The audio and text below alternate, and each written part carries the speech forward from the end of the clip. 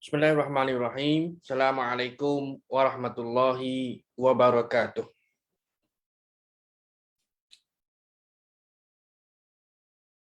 Innal hamdalillah nahmaduhu wa nasta'inuhu wa nastahdihi wa nastaghfiruh wa na'udzu billahi min syururi anfusina wa sayyiati a'malina.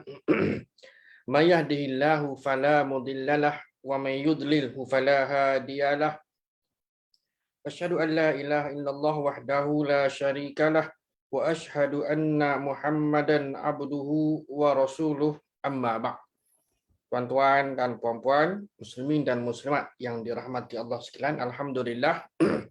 Seperti biasa, pertama selamanya marilah sama-sama kita rafakkan syukur kehadrat Allah Subhanahu wa taala atas pelbagai kurniaan dan nikmat yang Allah berikan kepada kita. Mudah-mudahan kita termasuk dalam kalangan hamba-Nya yang bersyukur kepadanya. Tuan-tuan dan puan-puan, muslimin dan muslimat yang dirahmati Allah sekalian, alhamdulillah, malam ini kita teruskan perbincangan ataupun pengajian kita berkenaan dengan ya ayyuhallazina amanu, ayat yang bermula dengan ya ayyuhallazina amanu, wahai orang yang beriman. Dan kita alhamdulillah wacana orang yang beriman ini kita dah masuk siri ke-12 pada malam ini. Seperti biasa dibawakan secara langsung kepada anda, tuan-tuan dan puan-puan, muslimin dan muslimat yang dirahmati Allah sekalian, baik yang berada di Malaysia ataupun berada di luar daripada Malaysia, menerusi laman Facebook Akademi Tadabbur Malaysia dan juga melalui aplikasi Zoom.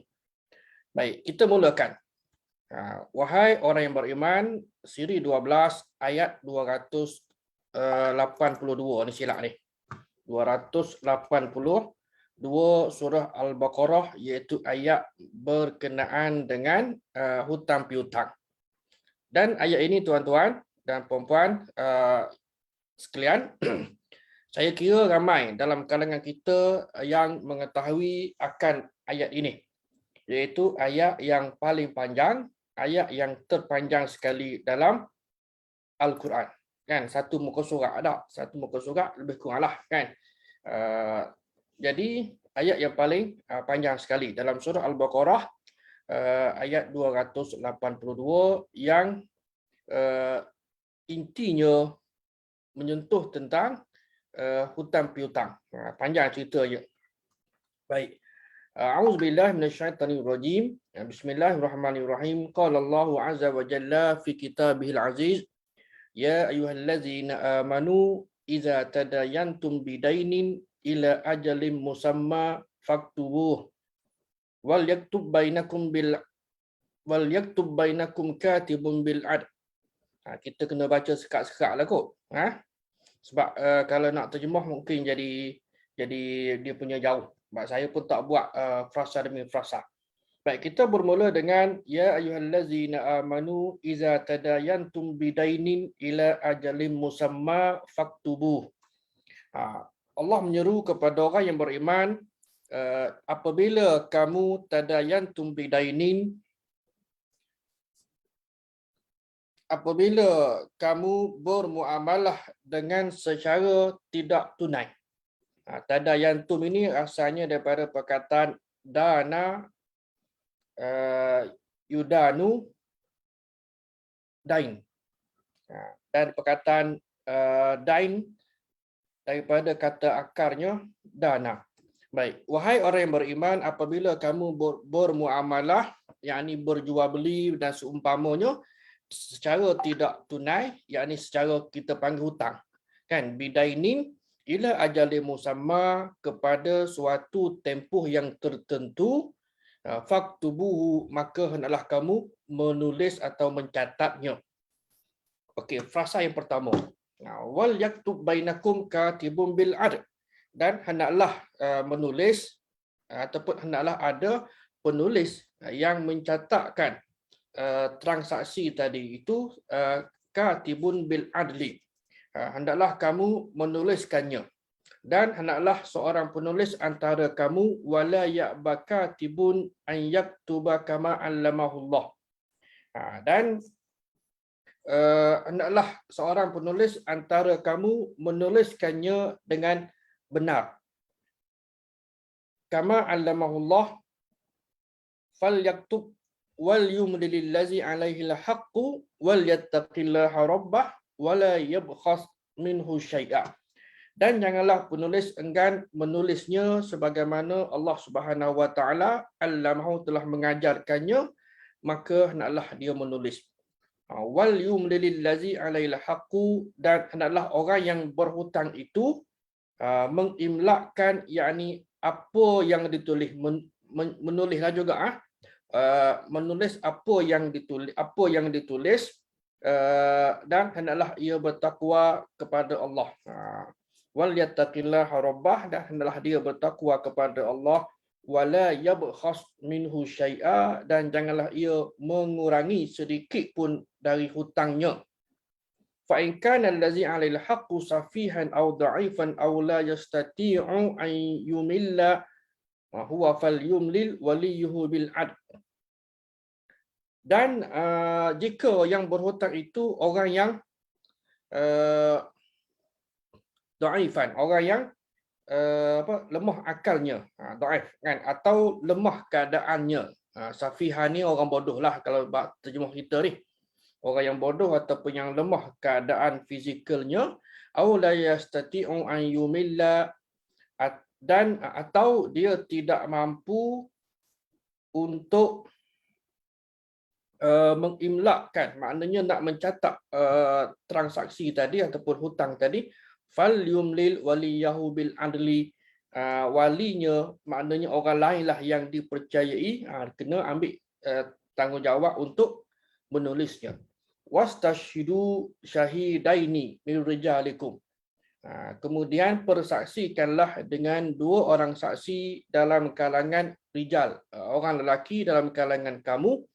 Fa illam yakuna rajulaini, dan kalau tidak ada 2 lelaki, yakni untuk dijadikan sebagai saksi tadi, farajulun wa imra'atani, maka kena dapatkan seorang lelaki, wa imra'atani, dan 2 perempuan, 2 wanita, mimman tardawna minasyuhada, orang yang kamu boleh terima lah, orang yang kamu redha, orang yang kamu boleh terima untuk dia menjadi saksi. Antadilla ihdahuma, sekiranya yang pertama tadi itu lupa dan sebagainya, seorang lagi, fatuzakkira ihdahumal ukhra, maka orang yang kedua tadi itu, sama ada lelaki ke perempuan lah kan, both side tadi tu, dia dapat mengingatkan butiran tentang tadayantum, mudayanah tadi, perihal berhutang ataupun urusan yang secara tidak tunai.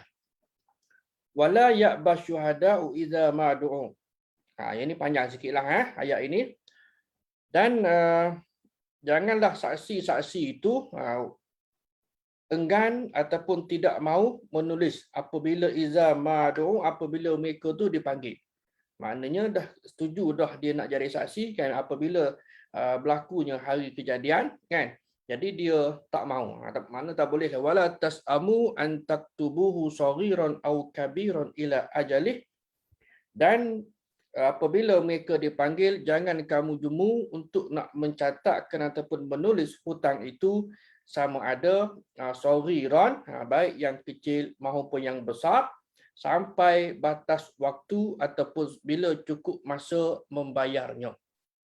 Zalikum aqsatu indallahi wa aqwam lisyahadati wa adna alla tartabu illa an takuna tijaratan hadiratan tudirunaha bainakum. Jadi sambung sini, wala tasamu an taktubuhu saghiran aw kabiran ila ajalih zalikum aqsatu indallahi wa aqwam. Dan itulah yang demikian itulah lebih adil di sisi Allah Subhanahu wa taala, dan lebih dapat menguatkan persaksian, li syahadati wa adna, dan lebih dekat Allah tartabu, dan lebih dekat kepada tidak menimbulkan keraguan kamu. Tulislah muamalah itu, kecuali jika antakuna tijaratan hadiratan, kecuali berlakunya tijarah, yakni perdagangan ataupun jual beli hadirah. Hadirah ni hadir kan, tapi maksud di sini ialah jual beli yang dilakukan secara tunai. Yang berlaku secara tunai tak perlulah kita nak tulis, kan? Ini ada resip dah. Jadi hadiratan tudirunaha bainakum, tulislah muamalah kamu itu kecuali jika muamalah itu adalah perdagangan ataupun jual beli secara tunai yang kamu lakukan antara kamu. Falaisa alaikum junahun alla taktubu, maka Allah kata lagi tidak berdosa. Tidak berdosa kepada kamu jika kamu tidak menulis, yakni transaksi yang berlaku secara tunai tadi. Kita beli cash, kan? Baik. Kemudian lepas daripada falaisa alaikum junahun alla taktabuha wa ashhidu iza tabaya'tum. Dan Allah Subhanahu wa taala menyebutkan lagi dan persaksikanlah wa ashhidu iza tabaya'tum, apabila kamu berjual beli, wala yudarra katibun wala syahid. Dan janganlah penulis dan saksi saling menyusahkan ataupun menyulitkan, yudar, mendatangkan mudarat antara satu sama lain. Itu sebab balik kepada frasa awal tadi, saksi kepada proses hutang tadi itu mestilah orang yang boleh diterima oleh kedua belah pihak yang berkontrak, kan? Sama ada penghutang ataupun pemiutang, penjual ataupun pembeli, sebab berlakunya transaksi secara hutang. Kemudian masuk kepada frasa yang sebelum akhir, wa in taf'alu fa innahu fusuqum bikum. Kalau kamu buat, maknanya buat apa dia? Buat benda yang boleh merosakkan, memudaratkan. Wala yudarra katibun wala syahid yang tadi. Jadi berpersaksikanlah apabila kamu berjual beli, janganlah penulis dan saksi saling menyulitkan, yakni antara satu sama lain. Dan wa illam taf'alu, kalau kamu buat juga, fa innahu fusuqum bikum, maka sesungguhnya itu adalah suatu perkara fusuq, yakni fasik. Suatu kefasikan yang berlaku pada diri kamu. Wattaqullaha wa yu'allimukumullah, maka Allah peringatkan dengan nada yang keras dak, dengan memujuk wattaqullah, ingatlah, yakni bertakwalah kamu kepada Allah, wa yu'allimukumullah, dan Allah mengajar kamu, wallahu bikulli syai'in alim, dan Allah Maha mengetahui akan segala sesuatu. Ayat ini panjang.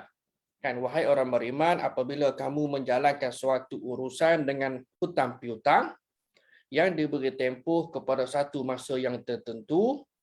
Baik, jadi tuan-tuan boleh tengoklah ya.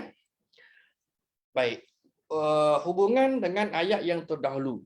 Pada minggu yang lalu kita bicarakan berkenaan dengan ayat 278, yamhaqullahu riba wa yurbi sadaqat. Kan Allah mencela jual riba ni dan berikan keberkatan kepada sedekah, kan? Jadi riba ni memang kita maklum. Kemudian kalau dari sudut konteks ayat ini daripada infak, ayat-ayat yang terdahulu membicarakan tentang infak dan juga kebaikannya, riba dan keburukannya, berkenaan dengan pahala sedekah dan juga keberkatannya, kehilangan barakah, yakni keberkatan pada amalan riba, celaru hidup golongan pemakan atau pengamal riba, dan ancaman terhadap keselamatannya. Baik. Dan kalau tuan-tuan tengok juga ayat sebelum 282 ini, ada ayat 280. Cuba buka tengok masa apa dia, kan? Jadi ayat ini juga sebenarnya wa in kana zu usratin fa naziratun ila maisarah. Kan, supaya kita ni faham jalur cerita tak. Orang kata plot lah. Supaya kita faham jalur cerita apabila habis dia ayat riba. Riba ni sebab apa? Sebab riba berlaku sama ada dengan tangguh ataupun dengan sebab hutang. Kan? Jadi katakan yang belum ni kita bincang, okey, tak dapat membayar hutang pada masa yang ditetapkan. Kan, tak dapat membayar melunaskan hutang pada masa yang ditetapkan ila ajali musamma tadi, maka okey, kalau kamu tak dapat bayar tak apa, aku gandakan, kan, aku gandakan okey, kadar dia. Kan, kalau pinjam 100 tak dapat bayar pada waktu yang telah dijanjikan, maka digandakan ada'afan mudha'afah. Dahlah orang tu memang orang yang susah. Kan, sebab realiti dulunya orang yang berhutang ini adalah orang yang susah. Hari ini tidak semestinya, kadang-kala orang berhutang untuk nak memajukan perniagaan dengan lebih besar lagi. Mereka sanggup hidup dalam hutang sepanjang masa. Lain kan trend masyarakat. Dia berbezalah. Baik. Itu kalau kita telitilah sepintas lalu berkenaan dengan ayat ayat yang apabila wa in kanu zu usratin fanaziratun ila maisarah, apabila si penghutang itu berada dalam keadaan kesukaran untuk nak menjelaskan hutangnya, maka bolehlah diberikan tangguh apabila fanaziratun ila maisarah, diberi tangguh kepada maisarah. Maisarah ni apa? Bukan nama orang. Kan? Dan kalau maisarah yang yang bersama dengan kafilah perdagangan Nabi sallallahu alaihi wasallam itu pun adalah seorang lelaki ke perempuan. Lelaki, kita orang nama maisarah ni nama perempuan. Kan, masya-Allah, dah jadi terbalik. Pasal kita barangkali orang kita apabila dengar termarbutah mesti confirm perempuan. Nama Hamzah lelaki, kan? Nama Zainab perempuan. Itu yang jarang-jaranglah yang terbalik. Tapi kebiasaannya begitu tak. Nama Zaim lelaki, nama Zaimah perempuan. Hamid lelaki, Hamidah perempuan. Kan? Qamar lelaki, Qamariah perempuan tak. Sini ada yang nama Qamariah. Contohlah Fauzi dan Fauziah. Kan kebiasaannya. Jadi dalam ayat yang 280 itu, 280, wa in kana zu usratin fanaziratun ila maisarah wa an tasaddaqu khairul lakum in kuntum ta'lamun. Kan, lepas tu selang ayat barulah masuk kepada seruan hutang ini supaya ditulis dan seumpamanya. Kan dia adalah dia punya jalur cerita. Baik.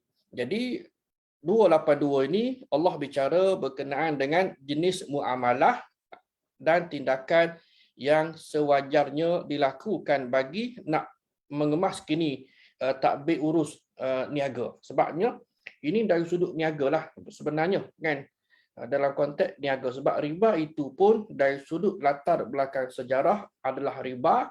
Kalau zaman jahiliah itu antaranya yang dia punya pemuka lah, yang kepala-kepalanya antaranya seperti Al-Abbas, iaitu pak saudara Nabi yang terlibat, kan. Itu zaman jahiliah itu biasalah, sebab dia terdiri dia dalam kalangan pemodal, golongan bangsawan yang ada duit. Macam kita dululah, kan. Yang ada duit ini siapa? Okey, orang pakat kerja dengan dia, kan. Baik, jadi tindakan yang sewajarnya dilakukan untuk update, mengemas kini urus takbir niaga seperti menulis dan mencatat catatan urus niaga dengan baik dan sempurna bagi pinjaman Al-Qardul Hasan. Kita pun ada skim Al-Qardul Hasan, iaitu pinjaman ataupun hutang tanpa sebarang interest. Okay, kemudian transaksi tanpa ada unsur hutang, kemudian ada saksi pada setiap proses jual beli yang tinggi harganya, kan, supaya perkara apa? Untuk keselamatan. Kan, hari ini kalau barang-barang yang harga murah, kita lah dan suasana pun juga telah berbeza dah. Kita telah berbeza. Jadi hari ini kita berlakunya transaksi ataupun jual beli secara dalam talian. kan, secara online. Kita beli dekat Lazada ke Lazada, Arab kata jangan tambah, kan. Itu dalam bahasa Arab lah. Mungkin bahasa lain tu tak tahu. Ataupun juga mana-manalah, Shopee ke apa ke, belian secara online ataupun dalam talian. Ada kalanya barang yang diterima tadi tu mengikut spek yang yang display, ada kalanya sebaliknya. Kan? Dan begitu juga dengan kriteria orang yang boleh diterima sebagai saksi dan sebagainya lagi lah. Ini banyak kalau kita detailkan satu persatu. Maka peraturan-peraturan sebegini yang terangkum di dalam ayat 282 surah Al-Baqarah ini tidak lain dan tidak bukan bertujuan untuk menegakkan keadilan antara dua pihak yang berkontrak. Dari sudut istilah ataupun terma, mungkin tuan-tuan ada latar belakang pendidikan, latar belakang undang-undang kan, ataupun dengan bisnes perniagaan dan sebagainya. Dari sudut termanya ialah disebutkan sebagai al-aqidani, dua pihak yang berkontrak, tak kiralah sama ada yang kontrak itu antara penjual dan pembeli, antara penghutang, peminjam dengan pemiutang, tuan punya duit tadi umpamanya, kan. Jadi ada dua, ini biasalah dia panggil al-aqidah ni, dua pihak yang berkontrak. Yang gadai pun sama, yang jenis gadai ke whatever lah dalam muamalah Islam ini, maka istilah yang biasa digunakan ialah al-aqidah ni merujuk kepada dua pihak yang berkontrak. Apa jua kontrak? Mungkin tadilah jual beli, gadai dan sebagainya. Jadi tujuan dia supaya berlaku keadilan, dan sudah tentu lawan kepada keadilan iaitu kezaliman tidak berlaku, dan nak mengelakkan daripada kita lah misalnya mengambil harta orang lain dengan secara tidak benar ataupun secara batil yang ditegah sama sekali dalam Islam. Baik. Masuk kepada perbincangan. Ayat 282 ini kita maklum sebagai ayat yang terpanjang sekali. Biasanya imam jarang baca, kan, kecuali pada bulan Ramadan ketika mengimamkan solat tarawih. Jaranglah, kan. Mungkin tuan-tuan ada pengalaman imam baca masa solat subuh, imam baca masa solat isyak, itu mungkin alhamdulillah lah. Tapi kebiasaannya ayat yang panjang ini jarang sangat dibaca oleh imam. Tak mengapa kalau baca, alhamdulillah. Dan apatah lagi kita ni Allah Subhanahu Wa Taala bagikan rezeki, kefahaman. Bila imam tu baca, mudah-mudahanlah kalau yang belum sebelum ini tak tahu apa konten ayat yang terpanjang ini, dan malam ini bolehlah, apabila kita mendengar orang baca, paling tidak pun kita dapat tangkap apa yang nak disampaikan oleh sahibul kalam, iaitu Allah Subhanahu Wa Taala. Baik, ayat ini tuan-tuan dan puan-puan, muslimin dan muslimat yang dirahmati Allah sekalian, konten dia ataupun isi kandungan ayat ini secara keseluruhannya menunjukkan bahawa Islam ini mengutamakan takbir urus harta, mengutamakan takbir urus harta dan kegiatan ekonomi umat. Dan Islam juga dia tidak mengetepikan persoalan harta dan kekayaan, malah jauh sama sekali menganggap harta itu sebagai musuh kepada agama.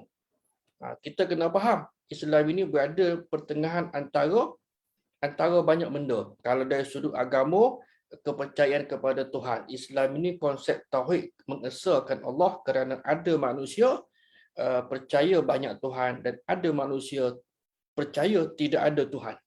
Antara etis dan politis, kan? Ada yang melampau dalam ibadah, ada yang tidak beribadah langsung. Jadi Islam berada pertengahan. Ibadah kita, solat kita cukup sederhana.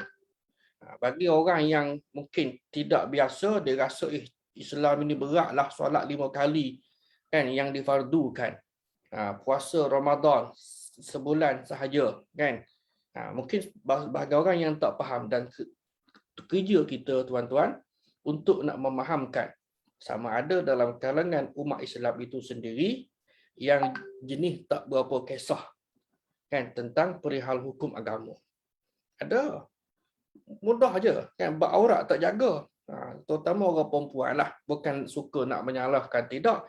Okey, keluar hari Minggu ke petang-petang ke, okey pakai tudung kan, tapi pakai t-shirt nampak lengan. Tak, nampak lengan. Jadi nampak lengan tu bau sini aurat kan. Contohlah kata okey, sekayalah pakai. Kalau orang yang pakai baju kurung tak, pakai baju kurung kan, bila terselak ni mungkinlah dengan kain yang apa, kain setting ke kain licin ke, okey terselak nampak lengan. Kan? Nampak lengan orang lelaki tak ada masalah. Kan? Kecuali menimbulkan gairah lah barangkali lah pada setengah spesies lelaki ni. Kalau orang perempuan aurat, apatah lagi yang pakai t-shirt, okey berada di halaman rumah nak jemur kain, nak angkat kain, nak tutup pagar pun kena jaga aurat tadi. Kan, walaupun malam, katakan sat lagi lah dalam 10.30 ke, kan tengok pagar kat rumah, belum tutup lagi ni, aku nak pergi tutup lah kan. Walaupun tak ada pun, tapi bila kita faham dari sudut konsep aurat tadi, Allah Subhanahu Wa Taala Maha melihat. Tutuplah walaupun malam-malam ni tak ada orang lah kot. Jangan, mungkin ada orang yang lalu dan dia terpaksa kita meletakkan diri kita pada keadaan yang sebegitu. Kan? Baik. Balik kepada cerita kita, atas dasar inilah Islam galakkan umat dia supaya berusaha. Sebagaimana bila mana kita baca surah Al-Jumu'ah, kan, Al-Jumu, kan, bahasa Arabnya Jumu'ah, bahasa Melayu Jumaat, kan. Faiza qudiyatis salatu fantashiru fil ardi wabtahu min fadlillah. Bila selesai solat Jumaat, bolehlah bertebaran di muka bumi untuk nak keluar cari rezeki. Maknanya walaupun hari Jumaat itu sebagai hari raya mingguan dalam Islam, hari yang besar kan dalam Islam, boleh kan, mungkin kita ambil sikap okey tak apalah, ada hari lain penat bekerja, hari Jumaat kita cuti pun tidak mengapa. Kalau nak bekerja pada hari Jumaat pun tidak ada masalah. Itu menunjukkan bahawa hari raya dalam Islam pun, hari Jumaat pun boleh untuk umat Islam ini fantashiru fil ard, untuk keluar mencari rezeki. Kan, jadi Islam tidak anti kepada harta, namun harta kekayaan tadi itu yang kita miliki biarlah berpada tak? Biarlah berpada. Kerana harta tadi kita dah bincang dalam kuliah-kuliah yang terdahulu, harta yang kita miliki itu sebenarnya kita hanya diberi pinjam seketika sahaja. Kita mati, habis je lah. Kan? Tinggallah waris yang akan menguruskannya. Dan harta tadi tidak menjadi milik kekal kepada kita. Kalau milik kekal, semua harta termasuk rumah kereta, okey, bawa masuk dalam kubur sekali. Semacam Fir'aun. Tuan-tuan tengok kisah dia tak? Maka, okey, Islam juga mendidik umat dia, umat Islam, dan kita lah, supaya bekerja keras untuk dapatkan sumber rezeki. Kan? Untuk cara hidup yang mencukupi. Benda-benda yang sebegini dia agak relatif. Kan? Kita duduk di kawasan bandar, sub-bandar, kawasan kampung dengan pendidikan, dengan macam-macam lah. Mungkin dia berbeza antara satu sama lain, status sosial kan. Keluarga besar, keluarga kecil kan. Misalnya isteri bekerja ataupun tak bekerja dan pelbagai lagi lah. Jadi dalam pada itu manusia sudah tentu ada perbezaan. Kerana tahap pendidikan yang berbeza, jenis pekerjaan yang berbeza kan, dan kemampuan untuk mencari harta, maka sudah tentulah status sosial kita ni akan berbeza. Justru bagi membantu golongan yang memerlukan, Islam perkenalkan pelbagai konsep, beberapa konsep seperti yang wajib, sedekah, zakat kan. Zakat pun ada macam-macam, kemudian ada sedekah, ada yang sedekah dan lain-lain dengan bertujuan untuk nak membantu saudara seagama yang menghadapi musibah atau kesulitan. Baik. Kita masuk sedikitlah kepada beberapa fasa. Saya tidak nak bincang panjang fasa malam ini, kita masuk bahagian pertama. Baik, frasa-frasa ini kalau kita teliti dalam banyak kitab tafsir ni, seperti Ahkamul Quran oleh Imam Ibnul Arabi, ini Al-Maliki. Kalau yang satu lagi Ibnu Arabi, tidak ada alif lam, dia beza. Ini adalah Ibnu Al-Arabi, Abu Bakar bin Abdullah Ibnu Al-Arabi, ulama bermazhab Maliki. Kalau Ibnu Arabi itu tasawuf. Kan yang ada isu lah. Baik, dalam tafsir dia Ahkamul Quran, dia kemukakan 52 soalan atau isu. Ini juga semacam Imam Al-Qurtubi, Imam At-Tabari. Kalau kita perhatilah, apabila ayat-ayat yang sebegini, okey, dia ada fihi berapa? Ada 20, ada 30 masail. Ulama dulu pun dia menggunakan pendekatan akademik. Yang bila kita nak match dengan metodologi akademik ni, masail maknanya masalah. Sebab orang di jamiah ataupun universiti, mereka mengkaji sesuatu isu berdasarkan kepada permasalahan. Apa masalah? Jadi benda ni ulama dulu dah buat dah. Kecuali kita tak baca, kita pun tak tahu soalah benda yang baru. Baik, jadi Imam Ibnu Al-Arabi misalnya, dalam ayat ini yang panjang ni ada 52 isu yang dia selongkar. Kan? Kita ambil satu sampel je lah. Kita ambil satu sampel. Yang pertama ialah hakikat hutang. Dan hutang ialah setiap muamalat yang mana salah satu tukarannya adalah mata wang. Sementara satu lagi ialah yang dipertanggungjawabkan membayarnya secara bertangguh. Ataupun kalau dalam bahasa mudah beginilah, balik kepada ayat tadi, saya ada detailkan di bawah ini, berkenaan dengan definisi. Berkenaan dengan definisi ataupun pengertian kata dasar bagi perkataan dain yang bermakna hutang. Baik, perkataan mudayanah, saling menghutangi, bermaksud mufa'alah, saling membuat daripada perkataan, daripada kata kerja ataupun verb lah, berhutang, kerana salah satu pihak yang merestuinya dan pihak yang satu lagi ada komitmen untuk membayarnya.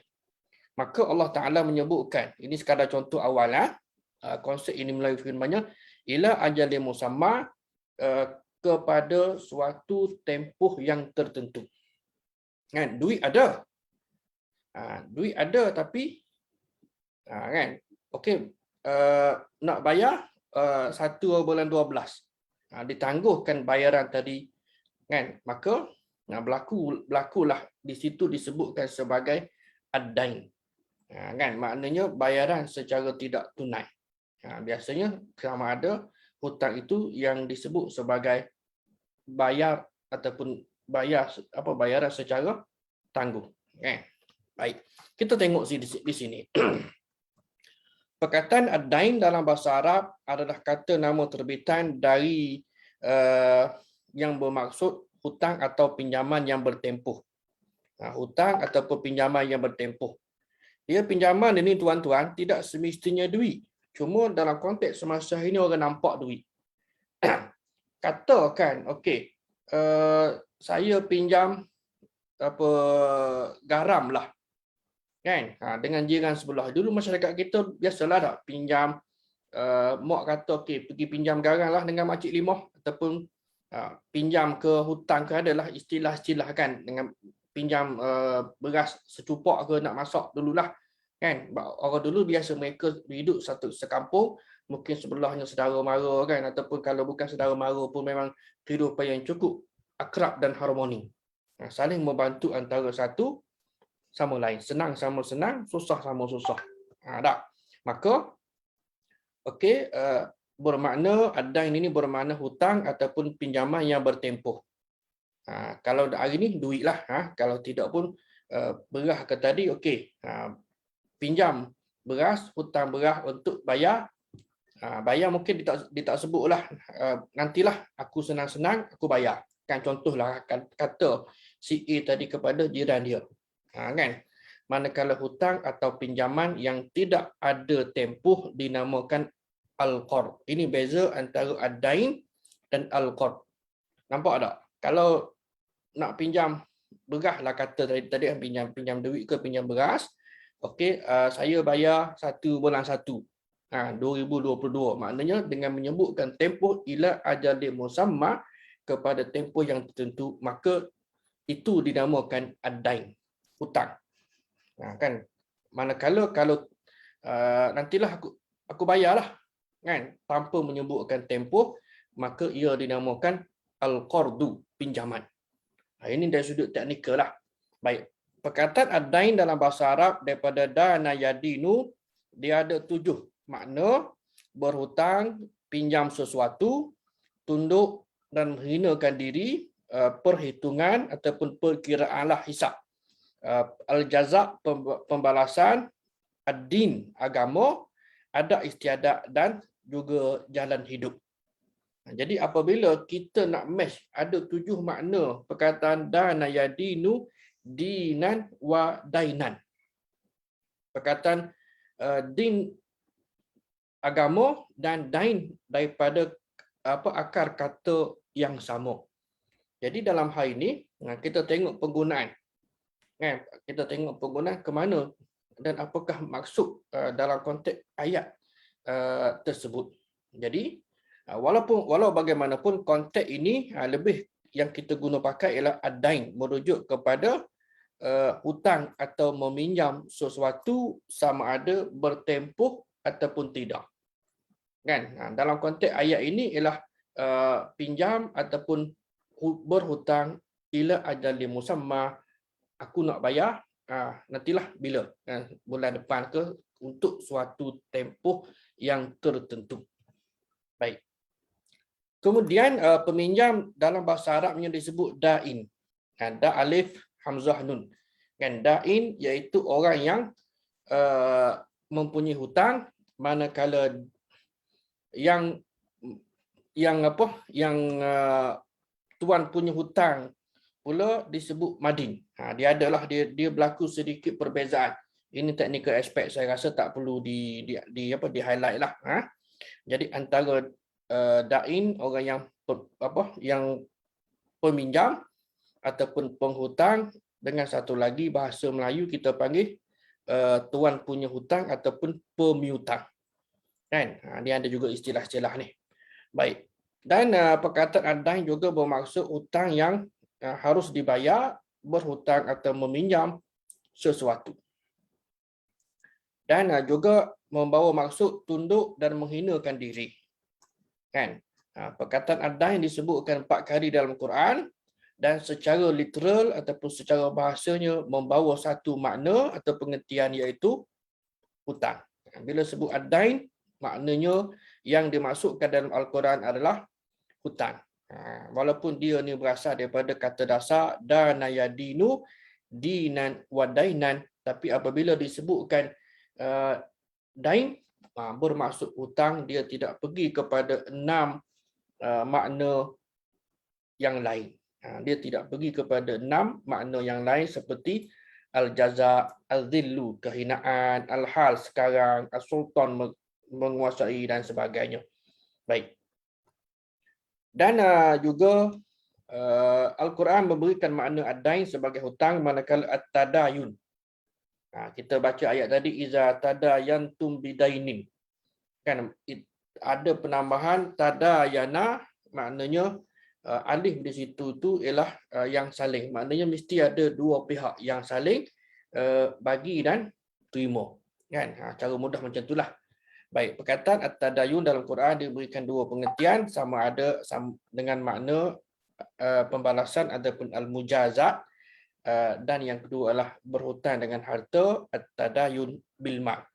Dan dalam konteks kita adalah at-tadayun bil mal, berhutang dengan harta, kan, kerana dia lebih menepati maksud ayat ya ayyuhallazina amanu, wahai orang yang beriman, iza tadayantum bidainin, apabila kamu melakukan urus niaga secara hutang ataupun tidak tunai, ila ajalin musamma, untuk suatu tempoh masa tertentu, maka faktubuhu, Allah Subhanahu wa taala suruh mereka yang berkontrak itu mencatat ataupun tulis.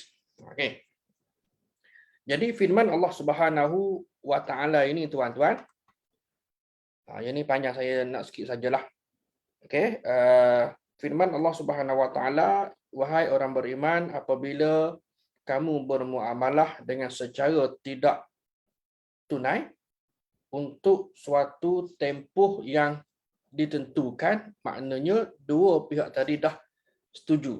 Bila tak? Kalau tak setuju, dia tak boleh berlaku transaksi, kan? Tidak boleh berlaku transaksi. Macam kalau dulu-dululah orang jual kain batik, kain sarung ataupun juga tudung. Kan biasalah dalam kalangan wanita ni, kaum ibu, jual apa lagi? Gelang emas cara ansuran. Kan? Samalah tu, kan? 3 kali bayar, kan? Harga berapa? 300, 3 kali bayar. Kan 1 bulan makcik tu datanglah ke rumah. Datanglah ke rumah, mungkin nak minta hutang. Ataupun juga orang perempuan kalau dulu-dulu buat main kutu. Kan? Saya tak pastilah hari ni ada lagi ke tidak. Kan? Ada lagi ke main kutu ni? Kalau dulu-dulu ada, masa kecil-kecil dulu tengok mak-mak ni main kutu. Kan? Sebab mereka simpan duit untuk nak beli satu benda. Kan? Kerana faktor faktor semasa ekonomi dan seumpamanya. Kan? Mungkin ada hari ni ada. Puan Nurul kata ada. Mungkin dalam konteks yang berbeza lah, tapi dari sudut konsepnya adalah sama. Kan? Kita duduk pun hari ni kelas masih jalan, tapi tidak bersemuka. Kan? Baik, tuan-tuan dan puan-puan, muslimin dan muslimat yang dirahmati Allah sekalian, bila kita membaca ayat frasa yang awal ini, ya ayyuhallazina amanu, wahai orang beriman, iza tadayantum bidainin ila ajalin musamma faktubuh, hendaklah kamu menulisnya, merupakan nasihat dan bimbingan dari Allah Subhanahu Wa Taala kepada orang yang beriman. Benda-benda yang kadang-kadang simple je. Kita berhutang, kan? Tuan-tuan tulis ke tidak? Contoh gitulah benda-benda, kan? Tidak semestinya yang besar hari ni. Bila hutang ni yang paling besarnya ialah pembiayaan kediaman dengan kenderaan, kan? Biasanya itulah, apa lagi? Kan? Biasanya dan pihak bank lah, secara directnya kita sebutkan bahawa mereka telah pun menyediakan agreement tadi tu. Kita baca tak baca, kita sign je. Kan? Faham tak tahulah aku. Tak, sign je lah. Kan? Mudah-mudahan betul lah. Kan?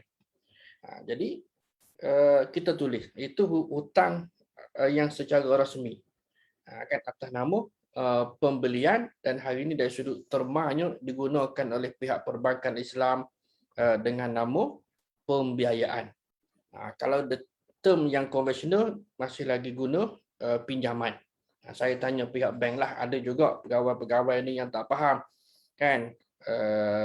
Saya kata begini, ceritalah, kan?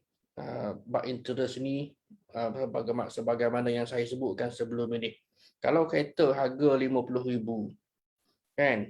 Diakad dengan harga di bank dah ambil keuntungan 10,000, maka dalam kontrak itu dijual kepada kita, bank kata aku jual kereta ini kepada kamu dengan harga 60,000, kan? Untuk tempoh bayaran sekian-sekian tahun, kan? Maka monthly installmentnya adalah berapa sekian-sekian.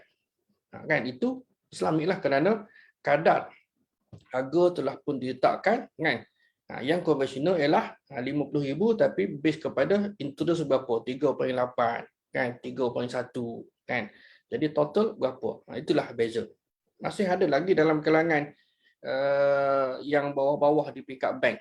Tak tahulah sama ada mereka ni keliru ke, ataupun bagi saya mereka pun masih belum faham lagi. Kerja kita bagi faham kepada mereka, kan? Bukannya untuk nak condemn ataupun nak menyalahkan mereka. Baik, tuan-tuan dan puan-puan sekalian, dalam konteks ayat ini juga kita akan dapati bahawa selain daripada nasihat dan bimbingan Allah Subhanahu Wa Taala itu kepada orang yang beriman, kita kena ambil note, kan? Jika mereka melakukan muamalah secara hutang ataupun tidak tunai, kena tulis supaya dapat menjaga jumlah dan batas muamalat. Hari ini tadilah ada lagi ke tidak? Dulu orang ada buku 35. Pergi kedai Ahsan ke buka akaun. Kan? Ataupun juga saya pernah buat masa mengajar di sekolah harap Pasir Mah dulu, tahun bila? Tahun 95. Kan? Jadi makcik kantin ni okey, rupa-rupanya ustaz-ustaz ataupun guru-guru di sekolah tu okey bayar bulan. Masing-masing ada akaun. Kan? Masing-masing ada akaun. Lepas makan, okey, pergi ke kaunter, okey, berapa? Maknanya okey makan nasi sekian-sekian, okey dia pun kira. Kemudian dia masukkan. Rupa-rupanya itu antara trend orang masa tu. Kan?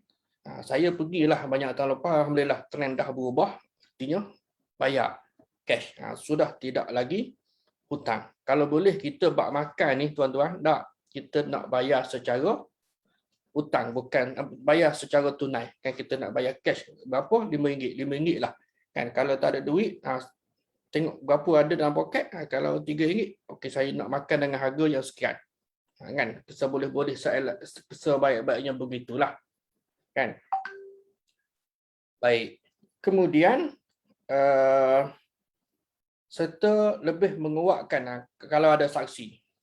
Biasanya kalau dah masuk dalam buku 35 tu, kira percayalah. Kan? Seboleh-bolehnya ada saksi. Ini dalam konteks buku tadi tak ada saksi lah. Atas dasar percaya kita dengan orang tadi. Kalau ada saksi lagi baik kerana itulah. Apatah lagi dia melibatkan pembelian ataupun transaksi barang-barang yang mahal harganya. Kan rasa tak perlulah kalau kita kata kita pinjamlah hutang dengan makcik sebelah ni beras secupak kan. Kita pun tak ingat cupak kedua cupak, tanya makcik. Makcik dulu bulan lepas kan saya pinjam dengan makcik hutang beras ni cupak kedua cupak. Kan? Kalau dia kata dua, saya rasa satu lah makcik. Terpulang pada kita lah. Kalau kita nak mengalah, tak apalah kita bagi. Lebih lagi pun memang itu sifat kita kan. Itulah sifat kita. Kita menghargai orang yang memberikan bantuan ketika mana kita berada dalam kesusahan. Baik. Kemudian, ini dalam bahasa Melayu. Dain bermaksud utang dan Kamus Dewan menyebutkan dengan dua makna wang dan lain-lain yang dipinjam daripada orang lain lah. Dan yang kedua ialah kewajipan ataupun perasaan berkewajipan untuk bayar balik sesuatu yang diterima. Bukan hanya duit tapi lain-lain seperti terhutang budi. Kan? Terhutang budi kita akan balas juga kebaikan mereka, orang yang bantu kita walaupun dia tidak minta dah. Dia tak minta kan. Kita akan intai peluang, cari peluang aku nak balas juga kebaikan orang tadi. Kan? Namun dalam setengah keadaan perkataan hutang ataupun berhutang itu diberikan makna mempunyai hutang, meminjam wang dan lain-lain daripada seseorang. Ini biasalah hari ini istilah hutang orang nampak duit. Kan? Yang saya contohkan tadi lah, pergi pinjam beras. Kan? Maknanya hutang beras ataupun pinjam beras dan dia menjadi satu liability, satu komitmen, satu iltizam yang wajib dibayar oleh pihak peminjam. Kan? Oleh pihak peminjam. Dan biasanya siapa yang tulis? Kita lah dak yang pergi pinjam tadi. Ada pun pihak yang tuan punya beras tadi, tuan punya duit tadi, dia juga kena tulis. Jadi dua-dua pihak kena tulis. Kalau berlaku yang salah faham, dia tulis lain, kita tulis lain, macam mana? Kena ada saksi. Itu perlunya kepada saksi. Kan? Baik, istilah hutang ini konotasi maknanya terus mengikat manusia untuk segera melunasinya. Segera bayar berbanding dengan istilah pinjam. Kita pinjam ni tak berapa mengikat. Dia kadang-kadang benda tu sama je. Cuma dari sudut istilah tadi tu antara haram dan berdosa. Jangan buat ni, haram. Lain. Kan? Bila sebut berdosa, mungkin kita rasa tak apalah sikit je kot. Kan? Walhal dari sudut hukum, haram itu berdosa, berdosa itu haram. Betul tak? Kita nak popular kan?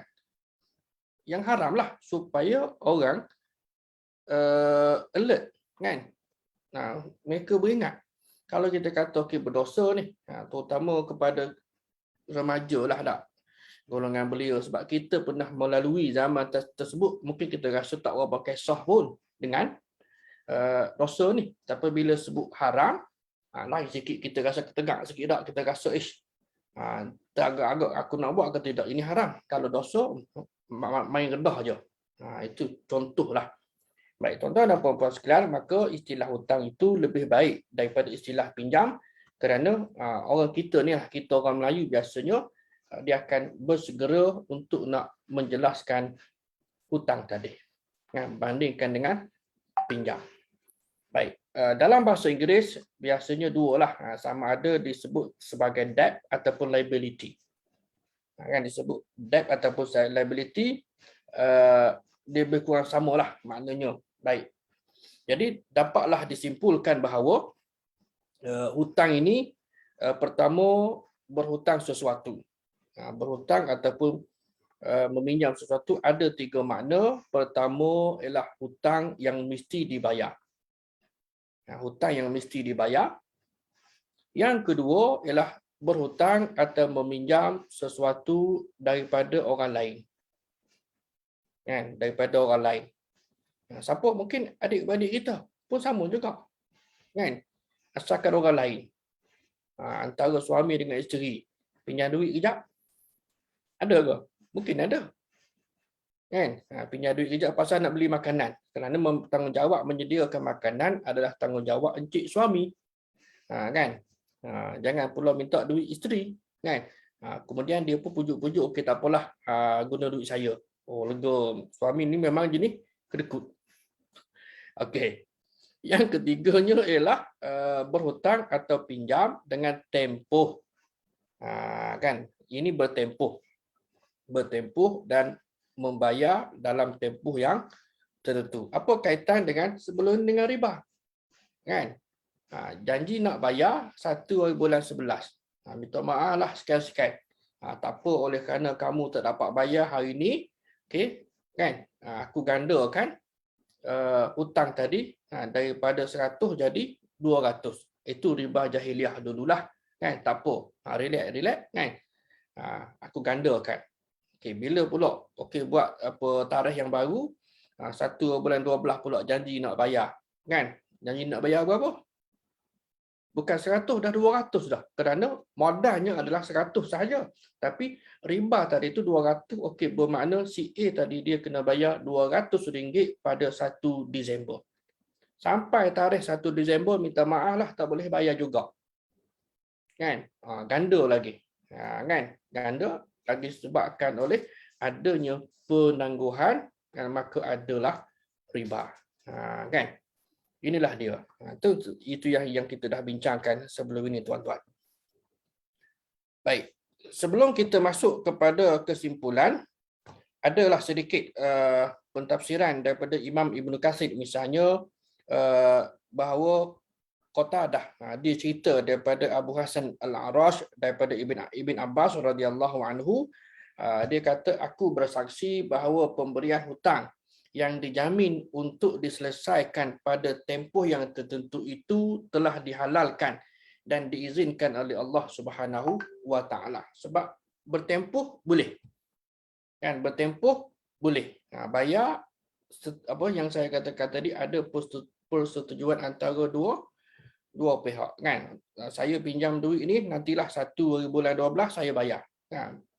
Tuan punya hutang, okey. Ataupun juga barang. Samalah. Ataupun juga kita bayar dulu. Dia juga dia masuk, tuan-tuan, dia masuk juga begitu. Baik, kemudian Ibn Abbas membacakan ayat, ya ayyuhallazina amanu iza tadayantum bidainin ila ajalin musamma. Baik. Demikianlah riwayat dalam Sahih Al-Bukhari. Kemudian ada juga dalam Sahihain, yakni Sahih Bukhari dan Sahih Muslim, dari Ibn Abbas, dia cerita bahawa Nabi SAW yang sampai di Madinah, bila Nabi sampai di Madinah ni, sebab Nabi ni orang Mekah. Nabi orang Mekah, dia terlibat dengan niaga tak? Nabi niaga kain. Abu Bakar Siddiq pun peniaga kain. Zaman di Mekah dululah. Kan? Kalau kita baca dari sudut latar belakang sejarah dan uh, perniagaan Nabi juga turut dipulau oleh musyrikin Mekah. Kan? Antara faktor lah mengapa berlakunya kesedihan dan berlakunya perintah hijrah ke Yathrib ataupun Al-Madinatul Munawwarah. Baik, jadi bila Nabi sampai di Madinah ini, masyarakat sana tu, orang Madinah tu, biasanya dia hutang buah untuk satu tempoh yang tertentu. 1 tahun ataupun 2 tahun ataupun tiga tahun. Kan? Jadi lalu Nabi SAW katalah, bersabda, man aslafa falyuslif fi kailin ma'lum. Siapa yang pinjamkan sesuatu, maka dia kena apa dia? Kena melakukannya dengan fi kailin maklum, dengan dia panggil apa? Sukatan yang tertentu, wa waznin maklum, dan timbangan yang tertentu. Nak pinjam mesti mengikut spek lah. Kalau kita ini okey, buah tamar tadi tu kena timbang berapa ataupun mengikut kiraan yang disepakati diguna pakai oleh masyarakat. Orang jual mengikut apa? Kalau tandan lah, kan? Tidak mengapalah, kan? Jadi ila ajalin maklum, kepada satu tempoh masa yang ditentukan. Nabi pesan begitu. Sebab apa? Sebab masa tu di Madinah tadi, orang Arab di Madinah tadi tu melakukan perkara tadi. Baik, jadi faktubuh, maka hendaklah kamu tulis transaksi tadi. Nak pinjam, kan? Nak bayar dalam masa 1 tahun, nak bayar dalam masa 2 tahun, nak bayar dalam masa 3 tahun misalnya, panjang tempohnya. Kalau kita 2 bulan, 3 bulan lah, kan. Jadi kena tulis, ini merupakan perintah Allah Subhanahu wa Ta'ala supaya dilakukan penulisan untuk memperkuat dan menjaga perjanjian tadi tu, kan. Walaupun secara tidak rasmi dah. Perjanjian artinya yang tulis tadi tu bahawa aku pinjam ataupun bayar secara tangguh, beli buah, kan, beli buah, ambil buah tapi duit tak bayar. Kan, nantilah laku buah ni aku bayar. Kan, dah kalaulah tuan punya buah tadi tu setuju, okey, ataupun mungkin dia akan pergi kepada konsep-konsep perniagaan yang lain lah, kan, secara tempahan dan seumpamanya yang boleh kita bincangkan dalam muamalah dan juga urus niaga Islam. Baik, tuan-tuan dan puan-puan yang dirahmati Allah sekalian, sebagai kesimpulannya, bahagian pertama pada malam ini, bab kata suruhan Allah Subhanahu Wa Taala kepada kita orang beriman, kita kena usahalah setakat mana yang mampu. Bab kita ni, kan, orang biasalah duk cakap macam dia tu baik tak, kan, saya selalu sebut, kan kita ni macam-macam dosa yang kita buat dan kita berusaha dari masa ke semasa untuk mengislahkan diri, melakukan amal kebaikan setakat mana yang termampu, kan, berusaha untuk patuh segala perintah dan larangan Allah Subhanahu Wa Taala. Maka dalam konteks hutang ni, yang kecil pun cuba kita tengok, kan, yang kecil pun ada ke tidak. Kalau ada, kan, antara dua pihak lah, kita selaku yang peminjam, penghutang, dan juga member tadi selaku tuan punya hutang, kan. Kalau ada, kena selesaikanlah supaya kehidupan umat Islam ini sentiasa harmoni. Kalau tidak, ataupun berlaku kita ni orang pinjam duit, kan, banyak tahun dah kita duduk lalu, kan, dalam hati bila member ni nak pinjam duit aku ni, bila member ni nak bayar duit aku ni, handphone dah nampak gaya tukar baru, kan, dapat beli motor baru, dapat beli kereta baru. Kadang-kadang itulah sikap dan jenis fi'il perangai manusia. Dia tidak mengutamakan nak bayar hutang orang. Ada, jangan doa lah, kan, yang kita mampu. Mungkin kita rasa kuat, kita mesej lah tanya, bila kau nak bayar hutang aku? Kadang-kadang member tu ada niat pun, tapi dia terlupa. Ada kalanya memang sengaja. Ini kita kena banyak bersabarlah, mudah-mudahan begitu, tuan-tuan dan puan-puan yang dirahmati Allah sekalian. Jadi saya kira sekadar itulah bahagian pertama pada malam ini. Mudah-mudahan sedikit sebanyak yang disampaikan itu ada manfaatnya, dan kalau siapa yang nak nak donate, nak menyumbang, bolehlah salurkan infak anda itu, sumbangan anda itu ke akaun Akademi Tadabbur Malaysia sebagaimana yang tertera dalam chat ini. Jadi saya kira sekadar inilah untuk malam ini. InsyaAllah kita bersambung pada kuliah kita akan datang. Mudah-mudahan ada manfaatnya, yang baik itu daripada Allah Subhanahu Wa Taala, yang lemah yang kurang itu daripada kejahilan diri saya. Saya mohon ampun dan maaf. Aku qouli hadza astaghfirullahal azim li wa lakum. Wassalamualaikum warahmatullahi wabarakatuh. Dan kita tangguhkan dengan kafaratul majlis dan suratul As. Wallahu